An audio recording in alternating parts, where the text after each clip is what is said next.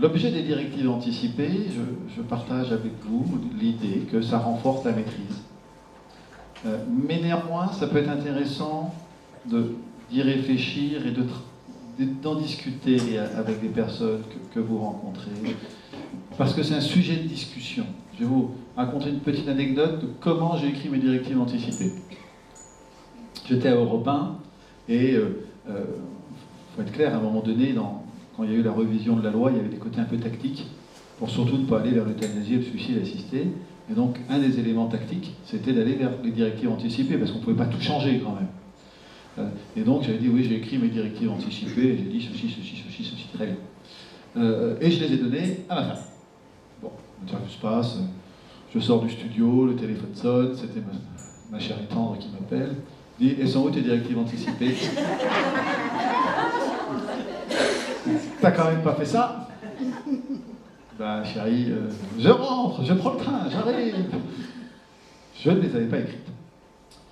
Et comme je savais que j'aurais été obligé de retourner devant les médias, je ne pouvais pas le faire une deuxième fois quand même, au moins par honnêteté intellectuelle. Donc je les ai écrites. Première chose, en disant ça, c'est que je me suis dit que c'était pas si simple que ça. Et quand je les ai écrites, je me suis dit, bon, si je suis dans le coma, soyons clairs, simples et précis, qu'est-ce que je veux? Ah ouais, enfin, si je suis dans le coma, j'en sais rien de ce que je veux. Parce que médicalement, le coma, ça dure 6 semaines. 6 à 8 semaines. Après, soit je suis réveillé, soit je suis en état végétatif prolongé, soit je suis en état de post relationnel, soit je peux être en locking syndrome, vous savez, scaphandre et papillome. Bon, si je suis dans le coma, j'ai rien écrit, mes collègues se démerderont, sachant que dans mes directives anticipées, connaissant à peu près tout le monde, il y a peut-être quelques trucs que je voudrais écrire en disant je ne veux pas avoir un tel et un tel auprès de mon lit. Mais néanmoins, dans certaines situations, leurs compétences professionnelles étant largement supérieures à leurs compétences relationnelles, je voudrais quand même bien qu'ils viennent. Donc j'ai rien. Quelques accompagnants. Oui. Donc si je suis en état végétatif, ça n'engage que moi ce que je dis là. Je dis en état végétatif, dans la représentation que j'ai, je dis non. Je ne veux pas vivre cette situation si je suis en état végétatif. Parce que je considère, moi, que, pour le coup, il n'y a pas de relation médicalement. Voilà. Si je suis en état post-relationnel, un post-relationnel, c'est un peu plus compliqué, c'est l'état intermédiaire, je ne suis pas conscient, il y a peut-être quand même une partie d'activité de conscience. Qu'est-ce que je veux là? Alors déjà, quand j'ai écrit ça, je me suis dit, j'espère que mes collègues anesthésistes réanimateurs vont bien faire leur boulot pour savoir dans quelle situation je suis, parce que c'est pas là. Et étape aussi relationnelle, j'ai dit non. Vous arrêtez l'ensemble des traitements qui me maintiennent en vie.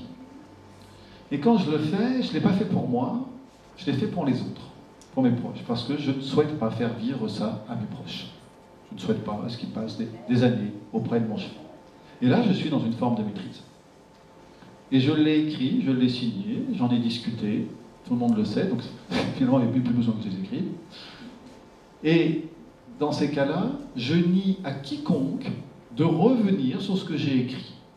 Parce qu'on me dit, oui, quand on écrit les directives anticipées, on ne peut pas revenir sur ce qu'on a écrit, c'est engagé. Ce n'est pas le seul document qu'on signe dans sa vie qui nous engage. Et qu'on peut regretter. Alors souvent, parfois, on peut revenir dessus, mais c'est ça aussi l'engagement de la signature. Et il restait le troisième cas, qui était le locking syndrome. Alors là, j'étais bien embêté. Bien embêté, parce que vous connaissez le locking syndrome, hein, on peut communiquer que par les yeux, et il n'y a pas autre communication. Par contre, nous sommes parfaitement conscients de ce qui se passe. Et là, qu'est-ce que je fais? Bon, j'écris, je prends pas. Est-ce que je serai résilient, puisqu'on dit que 70% des personnes qui vivent en situation de locking syndrome disent que leur vie vaut autant la peine d'être vécue avant que maintenant? Est-ce que je serai dans cela? Est-ce que je serai dans les 30% qui diraient non? Et puis, je sais pas, une illumination, une petite pierre passant par là. Mais oui, mais le locking syndrome, j'ai pas besoin de les écrire, mes directives anticipées. Je serai capable de communiquer. Alors là, ça veut dire que les petits cocos ne déconnez pas. Il faudra me faire la différence entre un clignement d'yeux qui veut dire quelque chose et un clignement d'yeux qui est un réflexe. Et là, on est dans de la compétence, j'y peux rien. aujourd'hui, je considère que les modifications législatives qui pourraient venir, que je ne voudrais pas qu'une modification législative collée ailleurs soit un signe de notre incompétence. Je crains que ça puisse être ça. Et donc pour les blocking syndromes, j'ai rien dit. Et puis j'ai signé. Donc c'est pas simple. Ce qui m'est aperçu, c'est que finalement c'est quand même un moyen de réfléchir sur demain, c'est un moyen d'échange, c'est sûrement aussi un moyen de maîtrise. Je l'entends bien. Derrière, moi j'ai la chance aujourd'hui de ne pas être malade, donc je suis sur une situation très théorique. Ensuite, il y a les situations pratiques pour les patients.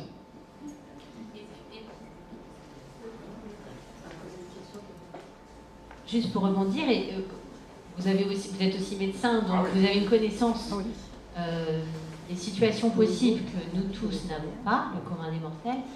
Et moi j'ai bien aimé, une fois j'étais à une conférence, je ne sais plus qui a dit ça, mais ça m'a parlé. La personne a dit, si vous ne savez pas quoi mettre dans vos directives anticipées, ce qui peut être intéressant, c'est de mettre qui vous êtes. Et ça m'a vraiment touchée. C'est de raconter qui vous êtes en fait. Qu'est-ce qui est important pour vous dans la vie? Qu'est-ce qui fait sens? Quelles sont vos valeurs? Tu parles de conscience, Dominique. Pour une autre personne, ce sera tant que je communique. Enfin, je ne sais pas. Concernant tous les aspects, en tout cas, qui êtes-vous?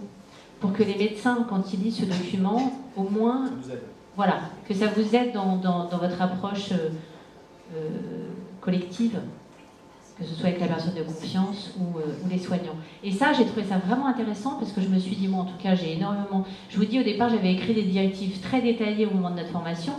Et puis plus le temps passe, plus j'accompagne, plus je rencontre des situations différentes et plus ça me questionne. Et plus je m'éloigne des directives que j'ai écrites et plus je me dis, je vais les déchirer, et je vais les réécrire parce que j'ai changé. Et je pense qu'on change aussi. Par contre, ce qui ne change pas, c'est qui on est. Donc, ce qu'a dit cette personne ce jour-là, vraiment, j'ai trouvé ça pertinent. Si vous prenez le document de la Haute Autorité en Santé, la première partie, c'est des textes libres. Qui êtes-vous? Texte libre, effectivement. Les textes libres empruntent justement parce que nous, ça sert à prendre des décisions et l'idée, c'est qu'on prenne des décisions en ayant le plus de chances de ne pas se tromper. C'est ça qui nous obsède. C'est de ne pas se tromper. Et donc, dans les recommandations de la Haute Autorité en Santé, et c'était très pertinent, on a été beaucoup à travailler là-dessus, ça a été d'abord de commencer, qui êtes-vous, quelles sont mes valeurs, quels sont mes repères, et ensuite, éventuellement, dans la deuxième étape, ce que vous décrivez parfaitement, quels seraient mes choix. Moi, quand j'ai essayé d'écrire aussi, là, parce que j'avais une intervention difficile, donc la première chose que j'ai écrite, c'est s'il vous plaît, laissez-moi vivre ce que j'ai à vivre, même si vous n'y comprenez rien. Pour les miens, ça me paraissait important. Ouais.